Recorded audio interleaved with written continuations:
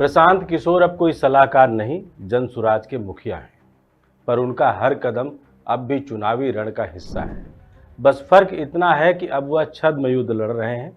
जो जिता रहा है वही सबसे खतरनाक खिलाड़ी है, और किशोर यही कर रहे हैं।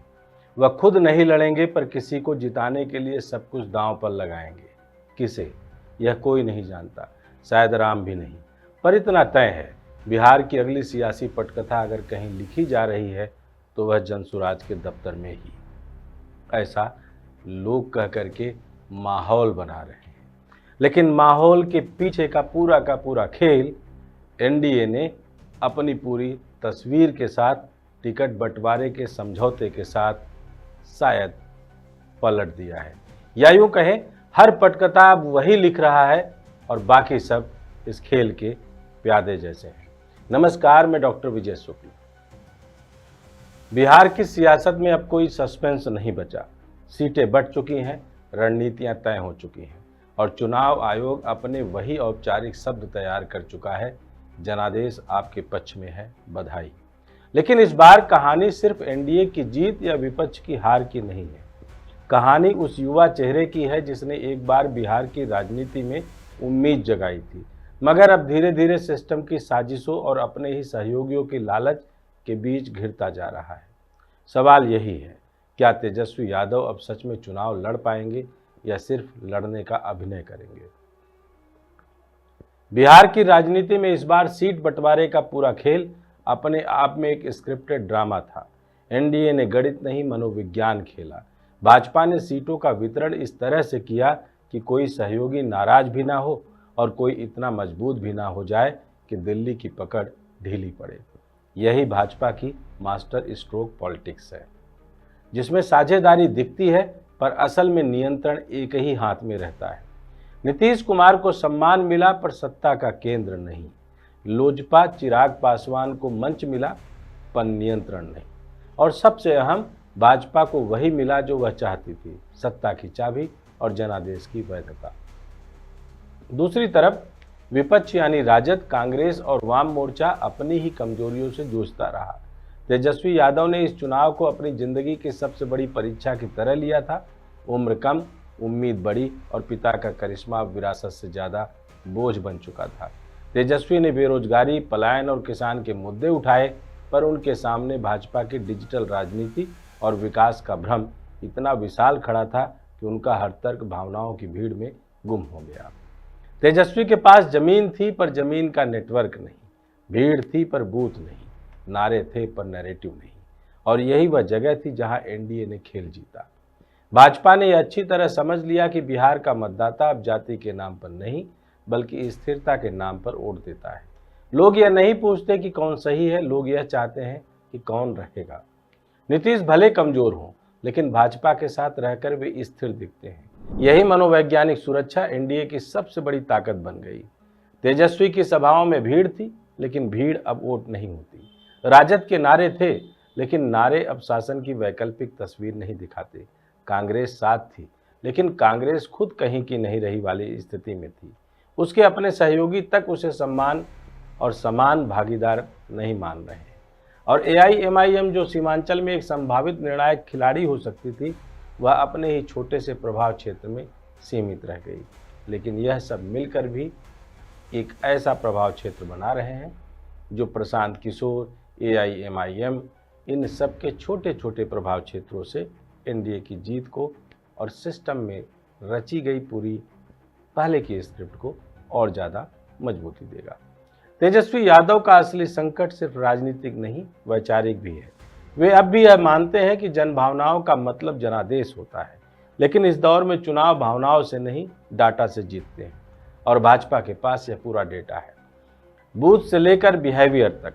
तेजस्वी ने मुद्दों की बात की, लेकिन भाजपा ने मैनेजमेंट किया।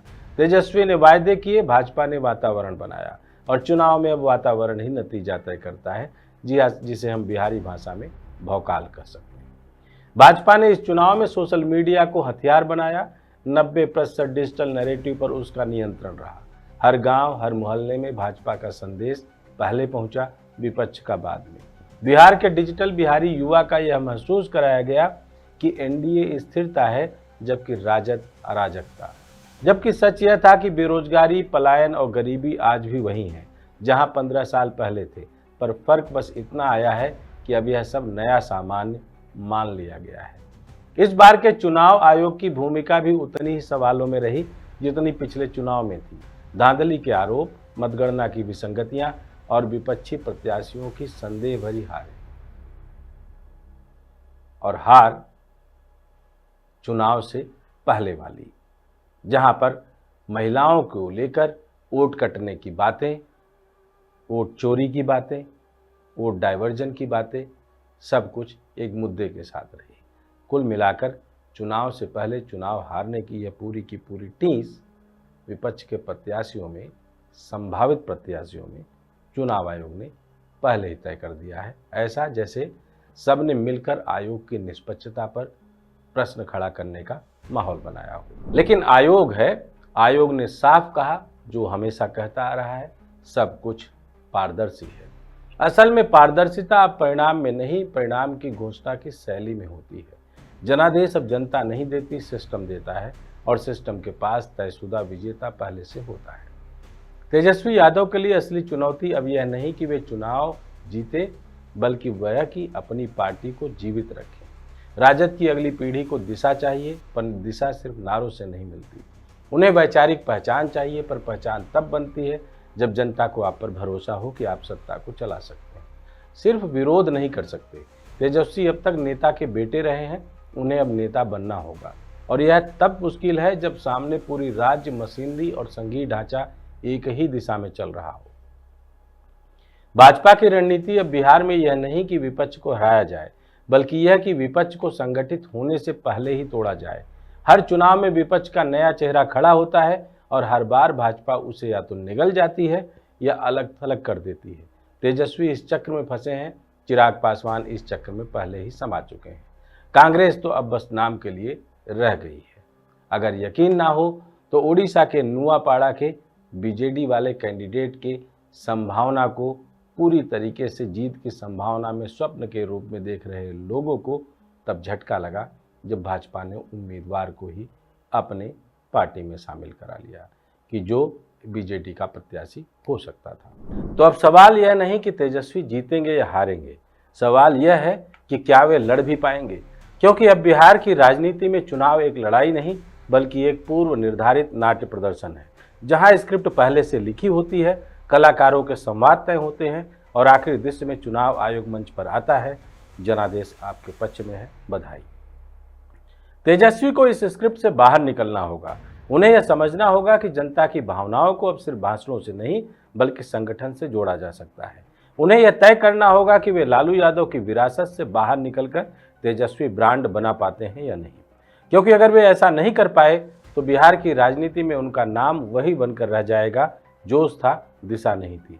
आज बिहार में बट गई सीट, बन गई सरकार, यह पंक्ति सिर्फ तंज नहीं बल्कि राजनीतिक हकीकत है, और इस हकीकत के बीच तेजस्वी यादव का चेहरा उस नए पीढ़ी के सपने का प्रतीक बन गया है, जो हर चुनाव के बाद पूछता है, अगर सब पहले से तय है तो फिर हम क्यों वोट दें। शायद इसलिए बिहार में अब लोकतंत्र एक रिवाज है, ना कि राय, और इस रिवाज का आखिरी वाक्य वही है जो चुनाव आयोग हर बार दोहराता है, आपकी जीत पर बधाई।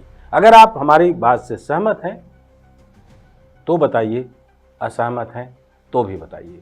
जय हिंद, जय भारत।